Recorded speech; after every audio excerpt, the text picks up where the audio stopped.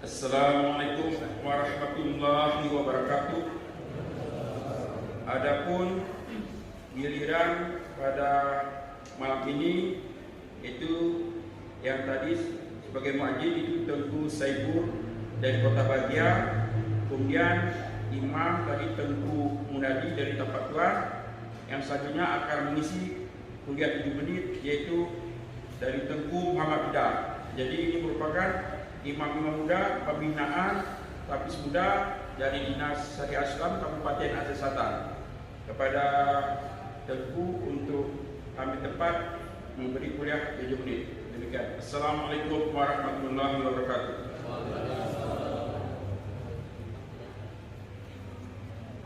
Bismillahirrahmanirrahim. Rabbi shrah li sadri wa yassir li amri wahlul 'uqdatam min lisani yafqahu qawli. Subhanaka la 'ilma lana illa ma 'allamtana innaka antal 'alimul hakim. Assalamualaikum warahmatullahi wabarakatuh.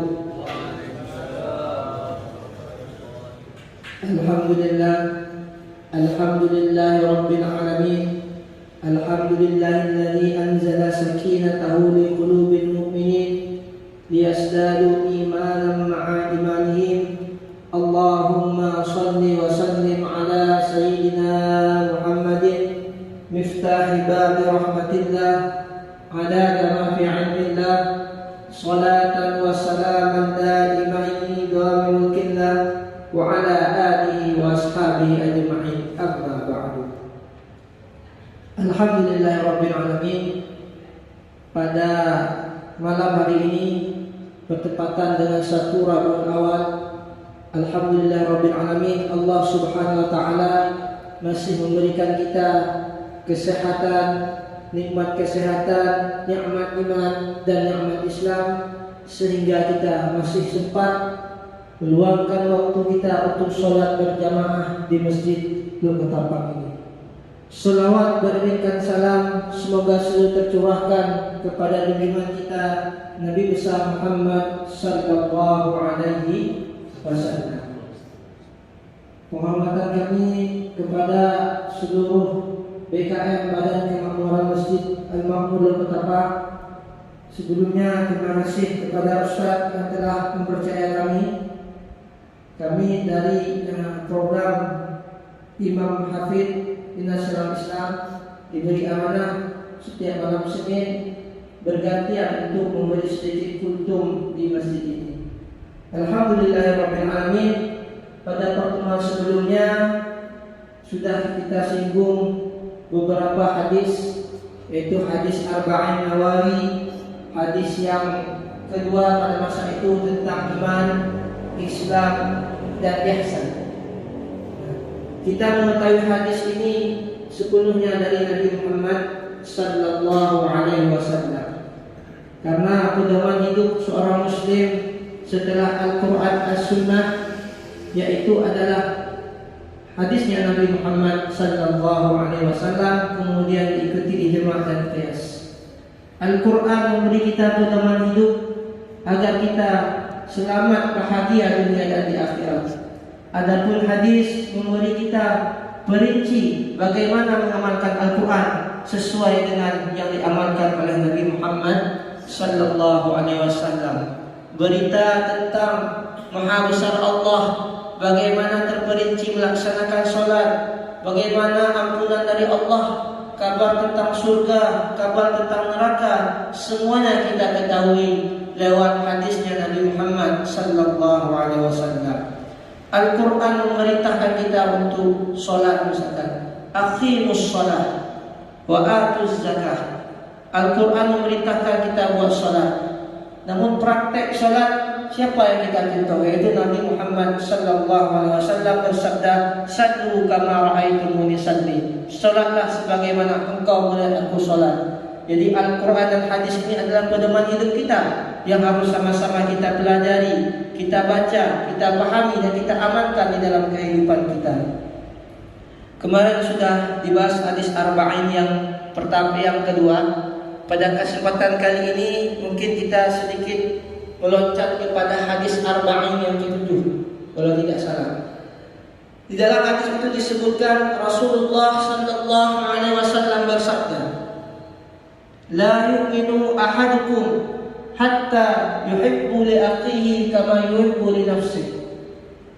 La yu'minu ahadukum, tidak sempurna keimanan salah seorang di antaramu hatta yuhibbu li akhihi kama yuhibbu li nafsihi, sebelum dia mencintai saudaranya sebagaimana dia mencintai dirinya sendiri. Jadi hadis ini dikatakan oleh Nabi, keimanan seorang muslim itu baru sempurna sebagaimana dia mencintai keluarganya, saudaranya, tetangganya sebagaimana dia mencintai dirinya sendiri. Dari hadis ini Nabi Muhammad SAW mengajarkan kita menjadi umat Islam, menjadi orang beriman, bukanlah menjadi orang yang egois. Al-Quran berfirman, "Qu anfusakum wa ahlikum nara." Jagalah qu anfusakum, jagalah dirimu, wa ahlikum, dan keluargamu, orang terdekatmu dari api neraka. Jadi orang Islam diperintahkan untuk tidak egois, untuk kita bisa saling mengajak teman kita, keluarga kita, orang-orang terdekat kita untuk sama-sama beribadah kepada Allah Subhanahu wa taala. Jangan hanya kita yang sholat ke masjid biar kita mendapat pahala, biar kita sendiri yang mendapatkan anugerah Allah. Tapi orang Islam dituntut kita untuk mengajak orang-orang terdekat kita, sama-sama kita menuju kepada Allah Subhanahu wa taala. Jadi kalau hari ini kita masih ke masjid sendiri, cobalah kita mengajak tetangga kita, keluarga kita untuk sholat berjamaah, mengamalkan sunnah-sunnah Nabi, mengamalkan perintah-perintah anjuran Nabi. Terlebih pada bulan ini adalah bulan Rabiul Awal, bertepatan dengan bulan kelahirannya Nabi Muhammad sallallahu alaihi wasallam. Di bulan inilah kita mengenal semua anugerah-anugerah Allah. Di bulan inilah kita, lewat lahirnya Nabi Muhammad sallallahu alaihi wasallam, kita mengenal ampunan Allah. Lewat lisan mulia Nabi Muhammad lah kita mendengar semua anugerah dari Allah Subhanahu wa taala. Kita tidak tahu ampunan Allah itu begitu luas, tapi lewat lisannya Nabi Muhammad misalkan di hadis arba'in Nabi berkata bersabda, "Ya bani Adam, wahai anak cucu Adam, lau balaghat dzunubuka adadas sama, seandainya dosamu itu setinggi sepenuh langit, la fartu laka la uballi, aku mengampunkan dosa semua anak manusia, aku tidak peduli. In taqarraba ilayya, jika dia datang kepadaku, mendekat kepadaku, la ataitu, aku juga akan datang mendekat kepadanya." Kita tidak tahu betapa luas ampunan Allah, tidak tahu betapa nikmatnya syurga, kecuali dengan lewatnya Nabi Muhammad sallallahu alaihi wasallam. Al-Quran itu sendiri juga diturunkan kepada Nabi Muhammad sallallahu alaihi wasallam. Mudah-mudahan yang sedikit ini bermanfaat. Sepotong hadis ini, setiap malam Senin dapat sepotong hadis dapat kita amalkan, kita ajarkan, menjadi iktibar bagi kita, keluarga kita, dan juga khatib sendiri. Mudah-mudahan yang sedikit ini menambah rasa cinta kita kepada Nabi Muhammad, menambah rasa cinta kita untuk terus mempelajari hadis-hadis Nabi Muhammad guna meningkatkan keimanan dan ketakwaan kita kepada Allah Subhanahu wa taala. Mungkin cukup sekian dulu.